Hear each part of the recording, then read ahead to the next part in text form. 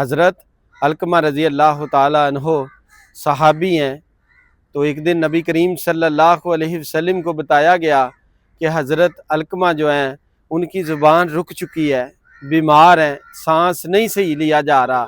تو نبی کریم صلی اللہ علیہ وسلم نے فرمایا ان کی والدہ موجود ہیں، انہیں بلائیں۔ بلایا گیا والدہ کو، پوچھا اماں جی آپ کا اپنے بیٹے کے بارے میں کیا خیال ہے؟ عرض کی میں اپنے بیٹے سے ناراض ہوں۔ پوچھا کیوں؟ کہا کہ میرا بیٹا میرا خیال نہیں رکھتا تھا، میری لک آفٹر نہیں کرتا تھا، مجھے کھانا نہیں کھلاتا تھا، میری کیئر نہیں کرتا تھا، میں اپنے بیٹے سے ناراض ہوں۔ تو نبی کریم صلی اللہ علیہ وسلم نے فرمایا اماں معاف کر دے، تیرا بیٹا ہے۔ کہا نہ آپ سفارش نہ کریں، اس نے مجھے بڑے دکھ دیے ہیں۔ تو آپ صلی اللہ علیہ وسلم نے فرمایا کہ ان کے بیٹے کو زندہ جلا دیں گے اگر اس کی ماں نے معاف نہ کیا تو۔ کہا لکڑیاں اکٹھی کریں اور ان کے بیٹے کو جلا دیں گے ہم۔